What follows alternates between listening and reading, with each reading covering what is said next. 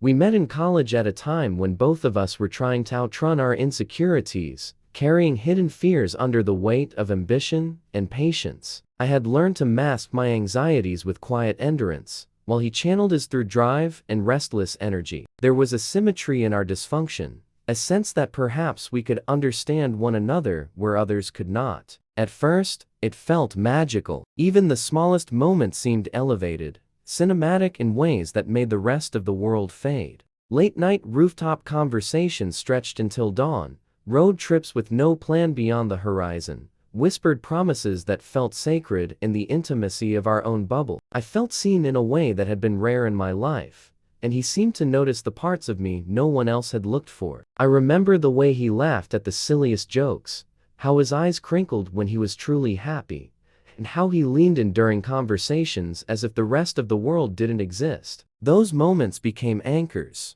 moments I clung to during the turbulence that would inevitably follow. They were proof, I thought, that love was real, that this connection mattered. But slowly, imperceptibly at first, things began to shift. The texts that once flowed with warmth became shorter, clipped, sometimes delayed without explanation. Apologies that had once felt heartfelt now became routine, mechanical phrases that lacked the warmth they once carried. I tried to ignore it, telling myself everyone has bad days, everyone struggles sometimes. Small irritations became explosions. He would flare over minor disagreements, comments I didn't think would matter, misunderstandings that could have been resolved with a conversation. Instead, he retreated into silence, leaving me to navigate the emotional turbulence alone. Those silences were deafening, forcing me to question not only him but myself, to replay every interaction for hidden mistakes. I tried to fix things. I reached out to his friends to understand his moods,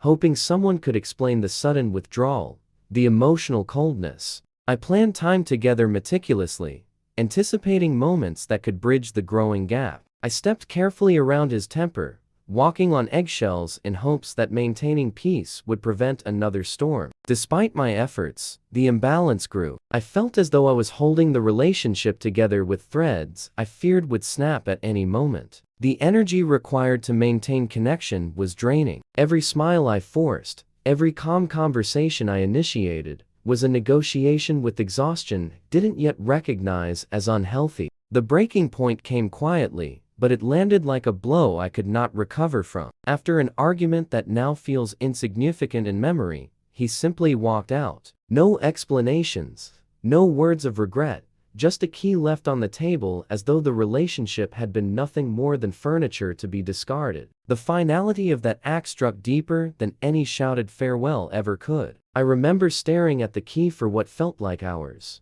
unable to breathe, unable to move, and unwilling to accept what had happened. It was small, unassuming, yet it carried the weight of everything that had gone wrong. That single gesture marked the collapse of a world I had built around someone who was no longer there. The immediate aftermath was brutal. Nights became endless stretches of sleepless hours, my mind replaying the argument, the key, the walkout in infinite loops. I lay awake, sometimes crying quietly, sometimes just staring at the ceiling, trying to reconcile the love I had felt with the absence that now defined my reality. Work suffered. Deadlines that had once been manageable became mountains I could not climb. My focus fractured, attention wavered, and the anxiety of personal failure mingled with grief. Every task felt monumental, every small mistake amplified in the haze of heartbreak. I realized that a breakup is not just emotional, it reverberates through every facet of life. Friends became distant in their own way. Some did not know what to say. Others offered words that felt hollow.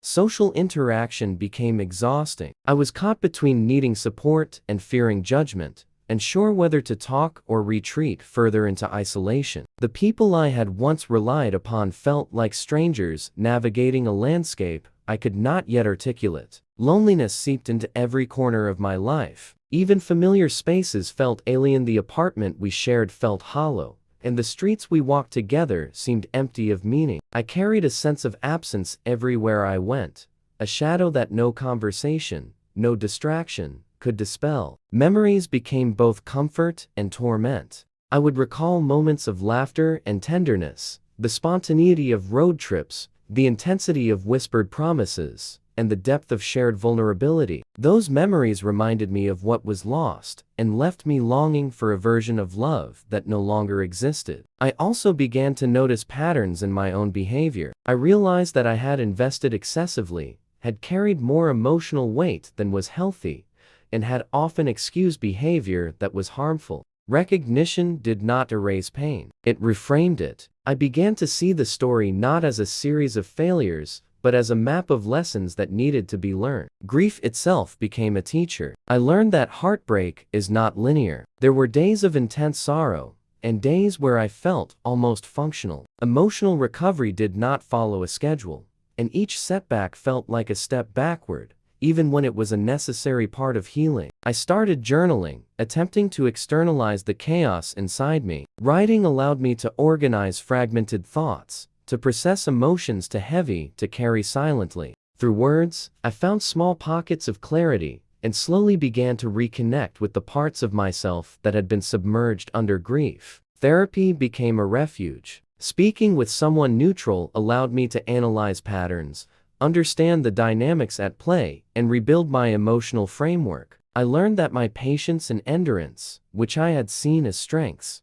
had been manipulated by imbalance. Understanding that truth allowed me to start reclaiming power. Reconnecting with friends became essential. I sought out people who could offer authentic connection, laughter, and grounding. In their presence, I found a mirror of life outside the relationship, a reminder that while one chapter had ended, the broader story of my life continued. The process of healing also involved reestablishing personal routines. I returned to activities I had neglected: exercise, reading, walks in nature, and hobbies that reminded me of my identity beyond the relationship. Each small step became a symbolic reclaiming of self, a way to re-anchor my life in stability. Reflection revealed the dynamics that had led to the collapse. Emotional inconsistency, lack of communication, and imbalance of effort were patterns I had ignored or rationalized. Recognizing these patterns allowed me to approach future relationships with awareness and caution. I learned that emotional labor must be reciprocal. A healthy relationship requires that both partners share the responsibility of maintaining connection, resolving conflict, and attending to each other's needs. One-sided effort,